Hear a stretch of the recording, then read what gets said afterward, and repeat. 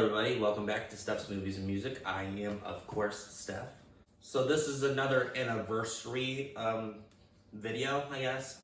This one's probably going to be a little late because I'm filming it on the day of. So today is quite literally October 14th, 2023. And that is, of course, the 40th anniversary of Cyndi Lauper's She's So Unusual album. One of my favorite albums of all time. Just like Elton John's Yellow Brick Road, this is probably one of the most important albums to ever be released.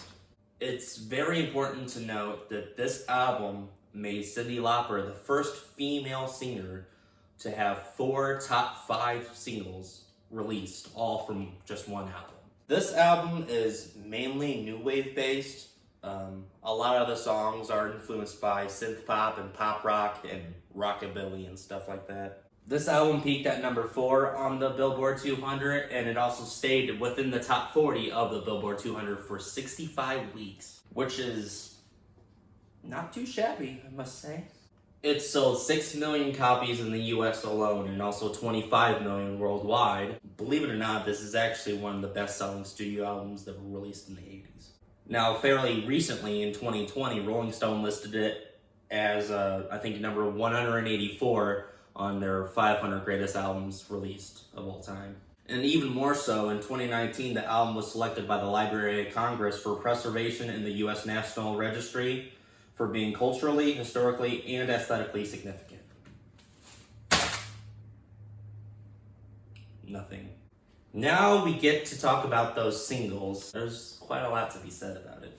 The first of which is probably the most well-known, probably, that Cyndi Lauper has to offer. It's, of course, Girls Just Want to Have Fun. That one went to number 2 on the Billboard Hot 100, and it's certified platinum here in the United States. Furthermore, it reached top 10 status in 19 different countries, and in 10 of those countries, it went to number 1.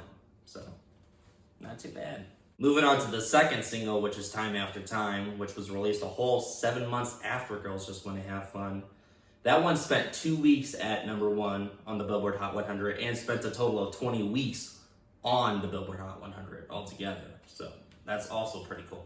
It's also certified gold in the United States, and it also went to the top 10 in 15 different countries. Now the third single, She Bop, went to number 3 on the Billboard Hot 100 and spent 18 weeks on the chart. Also certified gold in the United States, and it reached the top 10 in 8 different countries. She Bop was one of those singles that was really controversial when it was first released, and it was placed on number 15 on the PMRC's Filthy 15.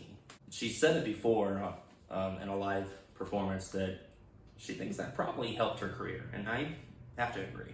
The fourth single, All Through the Night, went to number 5 on the Billboard Hot 100 and also peaked in the top 10 of 5 other countries other than the United States. Now the fifth single is the first one not to peak in the top 5 or even the top 10. Money Changes Everything is what it's called, by the way. It peaked at number 27 on the Billboard Hot 100, and it's probably one of my favorites on the album for sure. I think All Through the Night is probably my number 1 favorite on the album, and possibly my favorite Cyndi Lauper song of all time too. The last single is called When You Were Mine, which was written by Prince. It unfortunately didn't chart here in the United States, but it did chart on number 62 of the Canadian singles chart.